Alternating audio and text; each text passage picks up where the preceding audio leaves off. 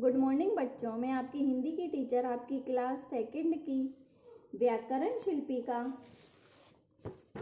चौथा अध्याय अर्थात 4 लेसन आपको पढ़ाने जा रही हूँ, जो कि है शब्द और वाक्य।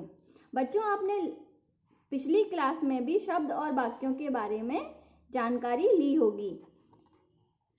बच्चों, अब तक आपने पढ़ा कि वर्ण भाषा की सबसे छोटी इकाई होती है।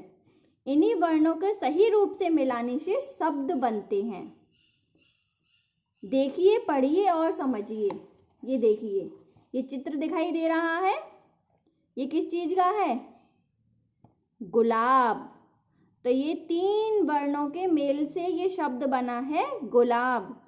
गु प्लस ला प्लस बा, गुलाब। और इसी को आप उल्टा कर दो, ला प्लस गु प्लस बा, लागूब। इसका कोई अर्थ नहीं निकलता, ना हमारे समझ में आ रहा कि ये कौन सा शब्द है। नीचे चिड़िया, ये भी 3 वर्णों के मेल से बना ये शब्द है चिड़िया। उसी प्रकार इन वर्णों को उल्टा पुल्टा कर दो तो ये बन गया डिचिया, जो हमारे समझ में नहीं आ रहा कि ये क्या शब्द है।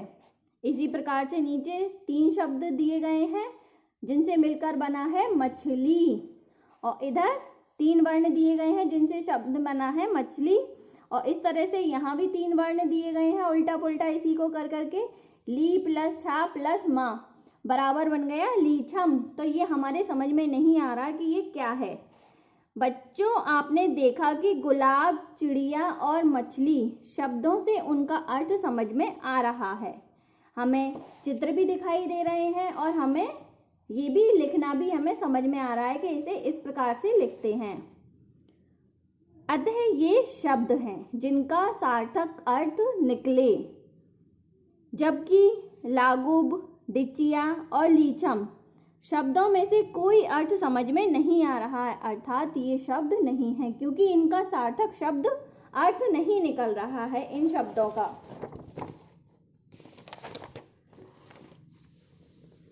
इसीलिए वर्णों को सही क्रम में रखना चाहिए।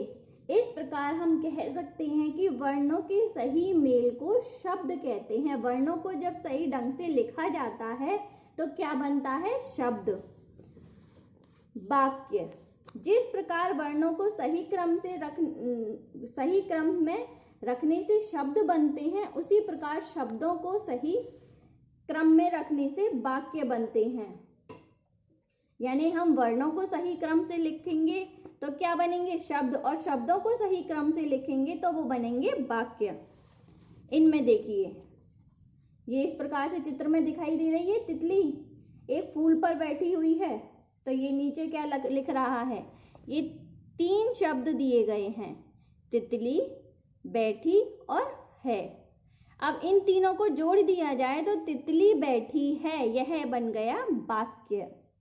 उसी प्रकार से अब हमने देखा कि है, बैठी, तितली।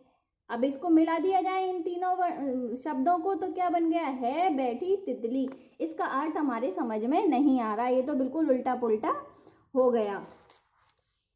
पपीता पीला होता है, ये 4 शब्द हैं जिनको मिला के बना दिया गया पपीता पीला होता है।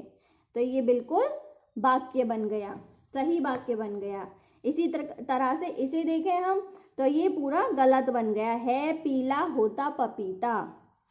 बच्चों, आपने देखा कि जब हम अपने शब्दों को सही क्रम में लिखा तो उनका अर्थ समझ में आ गया, और जब उनको उलट पुलट करके लिखा तो कुछ भी समझ में नहीं आया। इस प्रकार हम कह सकते हैं कि शब्दों के सही मेल को वाक्य कहते हैं। अब एक बार फिर से दोहराते हैं हम।